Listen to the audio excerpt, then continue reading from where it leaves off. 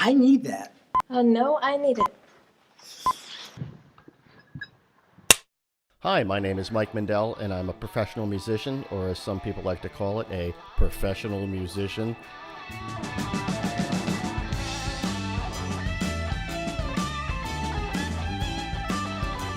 I've been making my living in music for, 25 plus years.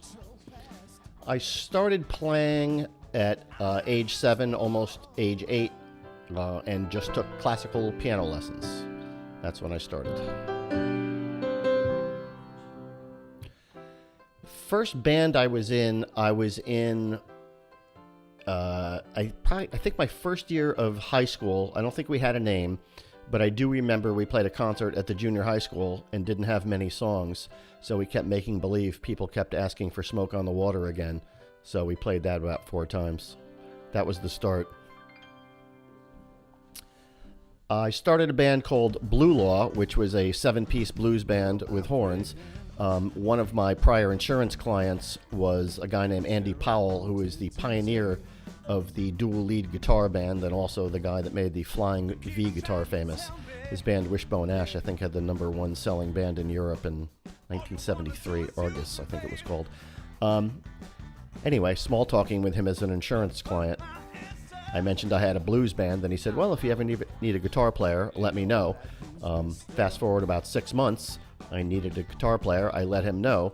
He joined the band. We got signed to his label in Europe, and we recorded an album, and we did a tour in 1995 of England, Ireland, and we also played in Wales. And I believe it was a year before that, we were the headline act in Belgium at it was called the Amogy Festival, which was kind of like the Belgian Woodstock. And we had Alvin Lee from 10 Years After open for us. Well, the long version of why the band is called Bill's Toupee is this. The bass player from that band, his band was the house band at a dude ranch. One day his band leader, keyboard player, couldn't make it. He called me as a guy that's pretty good at subbing. I played there, and the woman who owns the place liked me so much she fired the band on the spot and hired me. So at the time I had 4 or 5 bands going, trying to figure out how to best make my living as a musician, which band would bring in the most. And so I would throw guys together who were experienced and just knew the basic songs most people would know, the Mustang Sally, Brown Eyed Girl kind of stuff. We had no name. One day a local club owner came by and said, oh, you guys are good. Do you play out anywhere? Which we didn't. We really only existed on Fridays to play at this place. And when she asked the name, I just said Bill's Toupee off the top of my head because I always thought that was a funny pun, like I have Bill's Toupee. And that was 25 years ago now. And been making my living with Bill's Toupee ever since.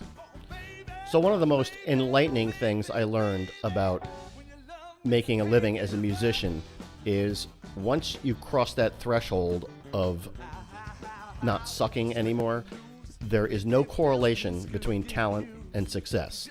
There are people that are infinitely talented who will never be seen by the public because they don't know how to market themselves or they don't have the wherewithal to get out there. And conversely, there's people who are averagely, minimally talented who smell money like a fox smells blood, and they are very successful at music. Well, I also learned I'm much better at being a band leader than a sideman, but that's probably because I'm a Leo, and that's what they say I'm supposed to be. Mike out.